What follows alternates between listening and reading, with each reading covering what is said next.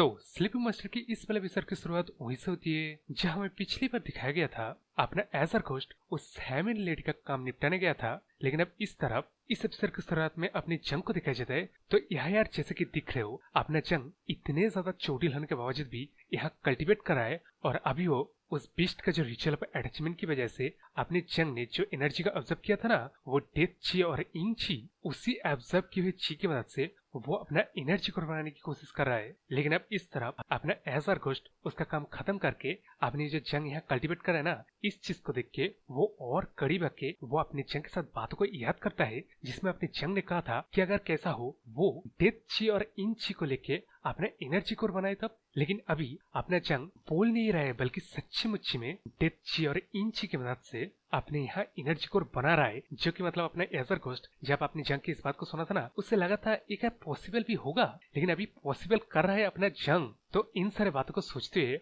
अपना ager ghost पहले शांत होकर अपनी जंग को घूर घूर के देख रहा था, लेकिन अभी वो अपने जंग के इतने करीब आके एकदम मुंह से मुंह लगा के सोचता है कि अपना जंग इतना भी बुरा नहीं दिखता है। लेकिन तभी क्या अपना जंग एकदम गीगाचेट की तरह उसके आंखें खोल के अपने एजर घोस्ट को देखने लगता है। तब इसकी वजह से अपने एजर घोस्ट चेहरे को देख रहे हो। तब इसके बाद अपने एजर घोस्ट फिर से सुंदरे वाला एक्टिंग करने लगता है। वो कहता है वो कुछ भी नहीं कर रहा था, ठीक है ना, अपने जंग को कोई गलतफहमी नहीं पालना चाहिए। तब इन बातों को सुन के अपना जंग भी कहता है हाँ तूने सही कहा, मैं गलतफहमी क्यों पालूंगा।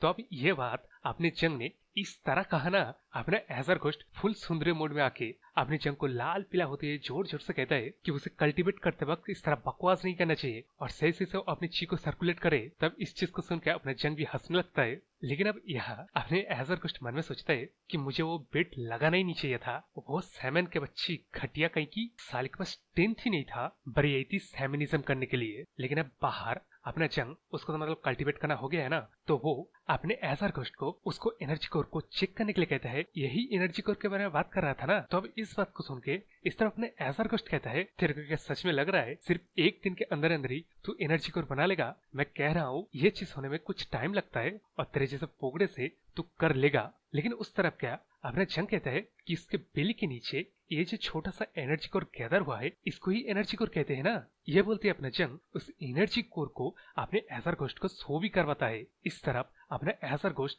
इस एनर्जी कोर को देख के सरप्राइज होते हुए कहता है एक मिनट ये मैं क्या देख रहा हूँ, अच्छा मैं किसको करीब से देख सकता हूँ? तो ये बोलते हुए अपने एजर घोस्ट ना मतलब अपने सर को खोज रहा था। लेकिन उस तरह अपना जंग भी क्या करेगा, वो कहता है अच्छा देख ले ये क्या सच्चे में एक एनर्जी कोड है या नहीं है और एग्जैक्टली अपना एजर घोस्ट करने क्या वाला है। इस बात को सुन के अपना एजर घोस्ट अपने जंग के एनर्जी कोर की तरफ हाथ बढ़ाते हुए कहता है कि वो इसके एनर्जी कोर को बस अपने आप को थोड़ा सा बस मटेरियलाइज करके छुएगा तो उसे अगर यहाँ पेन हुआ ना तभी वो थोड़ी देर तक बस रुके रहे। ये बोलने के बाद जब अपने एजर घोस्ट अपने जंग के एनर्जी कोर को हाथ लगाता है ना वो मतलब एकदम कंफ्यूज हो जाता है और अपना हाथ तुरंत ही हटा लेता है। लेकिन इस तरफ क्या अपनी जंग को वो जो मतलब दर्द होने वाला फीलिंग के बारे में अपने जंग ने अपने एजर घोस्ट ने कहा ना वो दर्द नहीं होता। उसको उल्टा अपने जंग एजर घोस्ट पूछता है ये वो क्या कर रहा है। जिस बात को सुन के अपना एजर घोस्ट बिल्कुल उसी तरह एकदम अडरली कंफ्यूज होते हुए कहता है कि उसका हाथ अपने जंग के एनर्जी को पास जा ही नहीं रहा है। तब इस बात को सुन के जैसे मतलब दिख रहा हो अपना जंग भी कंफ्यूज है। वो कहता है अब ऐसा अब क्यों? लेकिन उस तरफ अपना एजर घोस्ट तो अलग ही जिज्ञासा में पड़ा हुआ है। वो अपने डिविनिंग मंक को बुला कर भी चेक करवाता है और यहाँ जैसे मतलब देख रहे हो वो दोनों अपने जंग को अजीब तरीके से यहाँ हुआ छोड़ा है। अपने जंग के चमड़ी वगैरह खींच खींच के देखने की कोशिश कर रहा है कि ये बंदा या ये चीज है क्या। लेकिन उस तरफ अपने जंग को देख रहे हो वो भी सोच रहा है कि अब यार चल क्या रहा है। लेकिन अब इस तरफ अपना एजर घोस्ट खुद को सवाल करता है कि ऐसा आखिरकार क्यों हो रहा है, क्या इसलिए तो नहीं कि अभी वो एक फैमिलियर स्पिरिट बन गया है। इस बात को सोचते हुए अपना एजर घोस्ट वही फॉर्मूला अपने गोचैन के ऊपर यूज करता है। लेकिन इस बार जैसे रिएक्शन एक्सपेक्ट कर रहा था अपना गोचैन बिल्कुल वही वाला रिएक्शन देता है जिस चीज को देखकर अपना एजर घोस्ट कहता है इसके ऊपर तो अच्छे से कम करा। इसका मतलब बाहर अपने जंग को भी वो कहता है कि उसके एंड से यानी कि अपने एजर घोस्ट से कोई प्रॉब्लम नहीं है, जो सारे प्रॉब्लम अपने जंग के साथ है। जिस बात को सुनकर अपना जंग कहता है अच्छा तो इसका मतलब तू कह रहा है ये जो चीज मेरे अंदर बना है ना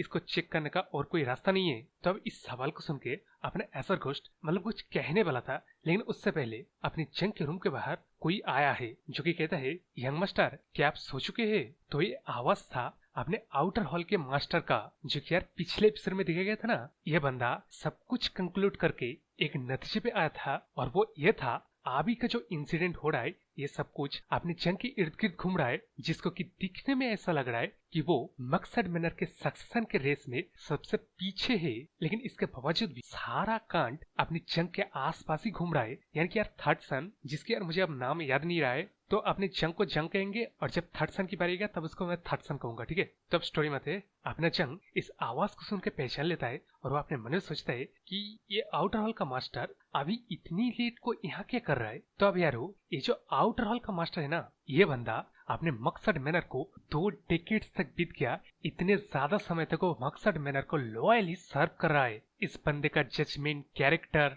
और पावर इस मकसद मैनर के मैनर मास्टर के बाद इसका ही आता है। कहा तो ये भी जाता है अगर ये बंदा किसी को सपोर्ट करे ना, तब वो बंदा गारंटीडली इस मकसद मैनर का नया मास्टर बनेगा।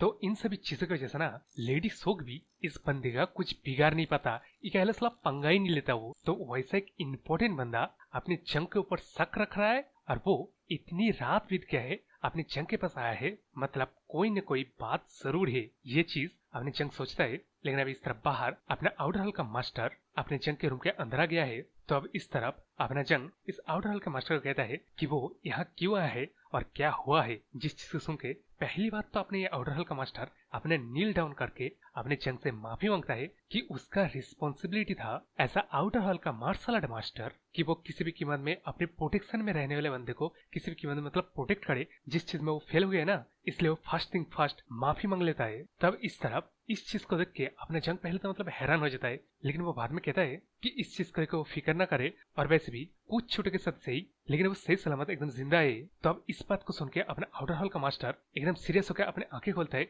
उसके बाद वो उठ के पहली बात तो यंग मास्टर बोल के अपना मतलब हाथ बढ़ाता है उसके ऊपर, लेकिन अब इसके बाद वो वहीं पे अपने हाथ को रोक लेता है और इस तरह अपना जंग भी कोई मतलब खास रिएक्शन नहीं दे रहा था। इस चीज को देख के अपना आउटर हॉल का मास्टर हंसते हुए अपने जंग के कंधे पे शाबाशी देते हुए कहता है कि मुझे लगा ही था अब ऐसे ही कहेंगे, वेल आपका शुक्रिया, अब मुझे जो माफ कर दिया ना। वैसे यंग मास्टर मैंने आपको एक डैगर दिया था, उस डैगर का आपने इस्तेमाल भी नहीं किया, वैसे वो डैगर कहाँ है? आफ्टर ऑल उस डैगर को मैं आपके साथ भी नहीं दिख रहा हूँ और वो डैगर मैंने खुद आप सभी यंग मास्टर को दिया था। मैंने मास्टर के अचानक वैसे हालात के बाद जिससे आप सेल्फ प्रोटेक्शन कर पाए, लेकिन अभी ये मत बोलिए कि आप खो चुके उस डैगर को। तब इस बात को सुन के पहली बात तो अपना जंग अपने कोचन की तरफ देखता है, जो कि यार ऐसा घुष्ट के उस झटके के बाद अभी तक बेहोश पड़ा हुआ है। तो इस चीज को देख के अपना जंग उस आउटर हॉल के मास्टर को रिप्लाई देते हुए कहता है, अच्छा वो शॉट डैगर ना मुझे याद रहा है, मैंने शायद ड्रॉअर में सेफली लॉक करके रखा है। तब इस बात को सुन के अपना आउटर हॉल का मास्टर कहता है, अच्छा ऐसी बात है, गुड।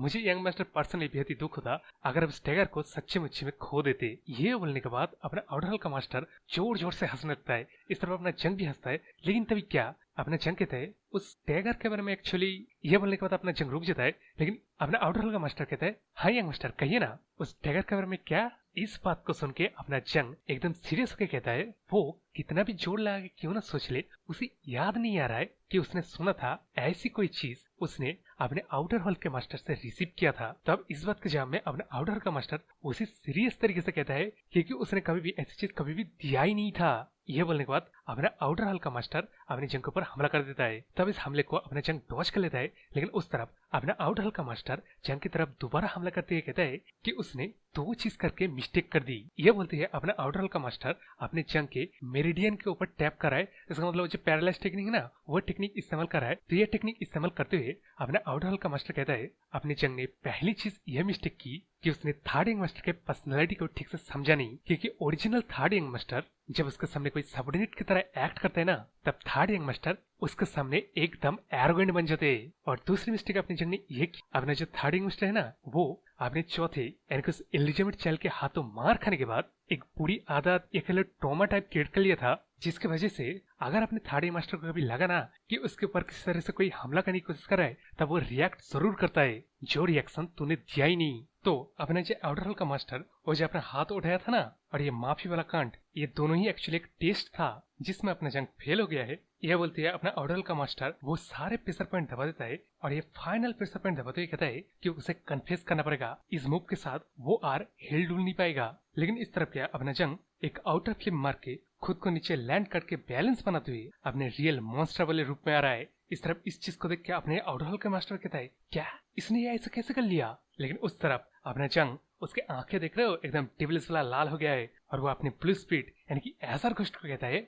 जो कि यार अपने इस आउटरोल के मास्टर का ना सीधा के सीधा दिल को ही पकड़ लेता है और इस दिल को इस तरह पकड़ के ना अपने एजर घोस्ट कहता है, तो इस तरह के एक बीइंग है जो कि बनाई है मरने के लिए। लेकिन अब उस तरफ अपने जंग कहता है, जैसे कि तेरे स्किल के बारे में मैंने एक्सपेक्ट किया था ब्लू स्पीड, सच में तू इतना ही ज्यादा स्किल है। हाँ तो यार ये जो बात अपने जंग ने कहा ना, ये एक्चुअली अपने ब्लू स्पीड को उसको देखने के लिए कहा था, जिसका अपने एजर घोस्ट देखने के बाद कहता है, अच्छा तो ये जो सच्चे मुच में तेरे में बना है एक एनर्जी कोडी है, तो ऐसा क्यों? अपना एजर घोस्ट समझाता है, देखो क्या है कि सारे कल्टीवेटर लाइव ची यू कह लो यंग ची को कल्टीवेट करते हैं, लेकिन उसका उल्टा जिसका अपना जंग है द गोड द चैट, उसने डेथ ची की मदद से अपने इंटरनल एनर्जी और कोर को बनाया है जो कि लाइव ची से एकदम मतलब ऑपोजिट होता है। तो अपने आउटर हॉल के गार्ड ने अपने जो जंग के प्रेशर पॉइंट को दबा के पैरालाइज करने की कोशिश की ना, वो पैरालाइज कर देने वाला ची एक लाइव ची था जो कि अपने जंग के इमेज डेथ ची की वजह से सैडर हो गया। इसी तरह अपना जंग पैरालाइज नहीं बना और ये बात भी कंफर्म हो गया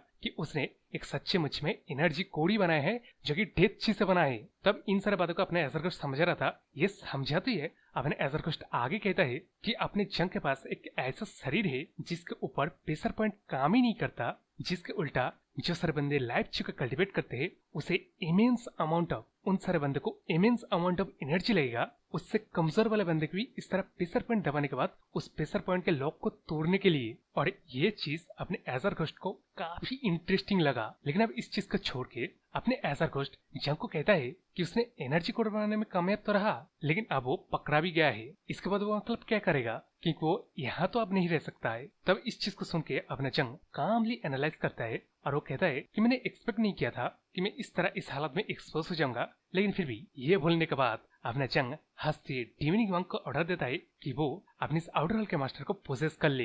जिस चीज को सुन के अपना एजर घोस्ट अपने जंग को मतलब टीस मारते हुए कहता है कि वो खुद में ही एक डीमन है, वो किसे डिविनिंग मंक कह रहा है। लेकिन अब इस तरफ अपने आउटर हॉल के मास्टर की तरफ आते हैं जो कि अपने जंग को इस तरह हवाओं में बात करते हुए देख के, मतलब कि अपना आउटर हॉल का मास्टर उस तरफ अपना गोचन कह लो और गार्ड किमी क्यों न कह लो, वो सारे बंदे ना in spirit in familiar spirit को नहीं देख सकते जब तक शायद ये लोग खुद को सो न करवाए उन लोगों को। तो इस तरफ अपना आउटर हॉल का मास्टर इस तरह मतलब अपने जंग को हवा में बात करते हुए सोचता है कि यहाँ चल क्या रहा है, ये आदमी एक्जैक्टली थर्ड एंगमेस्टर की तरह लग रहा है। ये सामने खड़ा आदमी ये एक ऐसा बंदा है जिसके ऊपर प्रेशर पॉइंट काम ही नहीं करता है और उसने मुझे सेंस भी होने नहीं दिया, उसने मेरा सीधा का सीधा दिल को पकड़ कर रखा है। ये सोचने के बाद जिसका मतलब दिख रहे हो अपने आउटर हॉल के मास्टर के सामने सब कुछ अंधेरा हो रहा है और वो आखिर में बस यही चीज सोच पाता है कि शायद उसने एक ऐसी चीज को डिस्कवर कर लिया है जिस चीज को अकेला छोड़ देना सबसे बढ़िया वाला एक्शन रहता। लेकिन अब इस तरफ हम लोग को बाहर देखा जाता है जहाँ अपना डिमोनिक मंक अपने सारे अनगिनत हाथों से इस आउटर हॉल के मास्टर को पोसेस करने का कार्यक्रम शुरू कर दिया है। लेकिन उस तरफ अपना आउटर हॉल का मास्टर सिर्फ एक ही चीज कह पाता है कि अपना जंग है कौन। लेकिन उस तरफ से शायद ये बात अपने जंग ने कहा कि ऑफकोर्स वो थर्ड इन्वेस्टर है इस मॉक्सार्ड मैनर का। तेवरी स्टिक के साथ बूम और ये वाला चैप्टर भी खत्म हो गया। अरे मेरा वीडियो भी तो यार, और तक क्या लाइक सर कमेंट जरूर करना बोल के, तो बाय।